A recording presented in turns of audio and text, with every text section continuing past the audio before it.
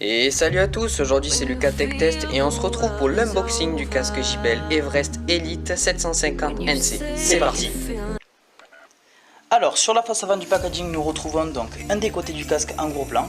Ici nous avons comme d'habitude le logo de la marque JBL. C'est un casque qui fait partie de la gamme donc Everest et son nom est le Elite 750 NC. Juste en bas nous avons quelques écritures qui nous signifient que le casque est sans fil.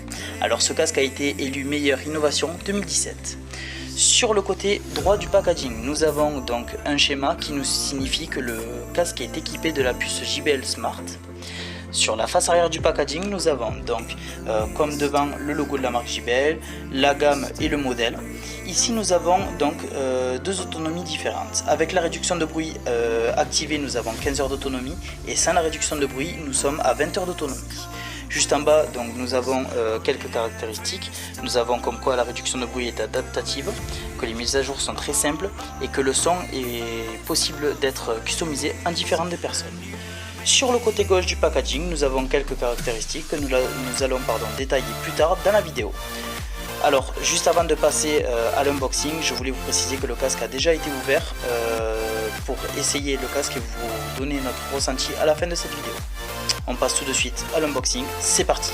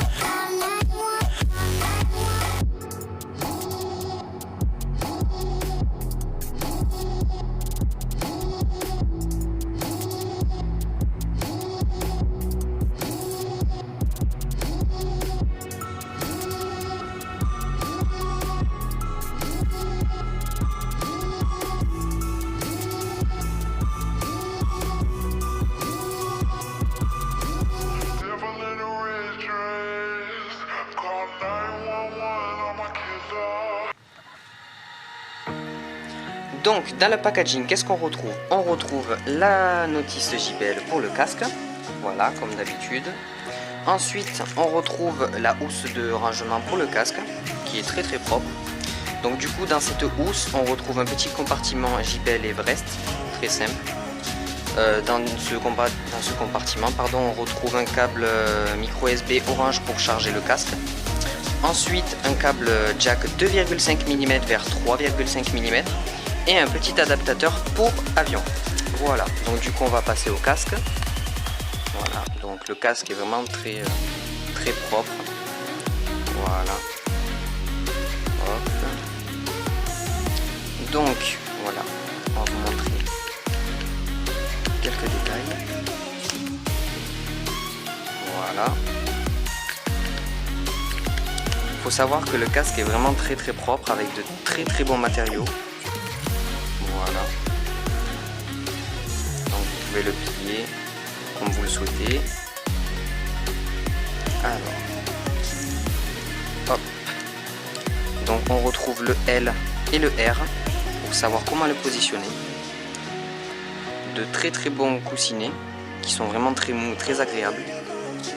Voilà. Donc on va passer au bouton. Donc sur le côté droit, on retrouve le le câble jack. Voilà. Ensuite, de l'autre côté, qu'est-ce qu'on retrouve? On retrouve le bouton d'allumage et d'arrêt, les deux boutons de volume.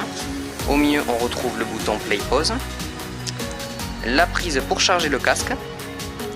Et ici, on retrouve le bouton Bluetooth et le bouton Share. Donc, le bouton Share, en fonction de l'application, peut servir à deux choses. Il peut servir à connecter le casque JBL Everest 750 à un autre casque ou pour régler la réduction de bruit. Et ici on retrouve le micro. Voilà. Donc casque vraiment très propre, très belle finition. Pour le design, vraiment rien à dire. Voilà.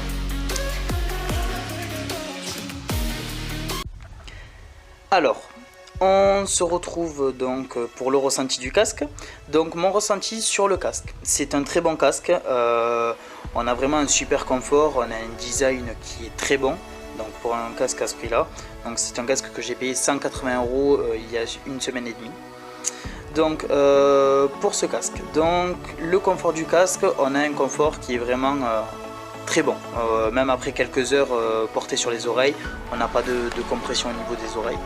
Pour l'arceau, c'est la même chose, on n'a pas une compression au niveau de la tête, ça ne fait pas mal, il est très bien rembourré.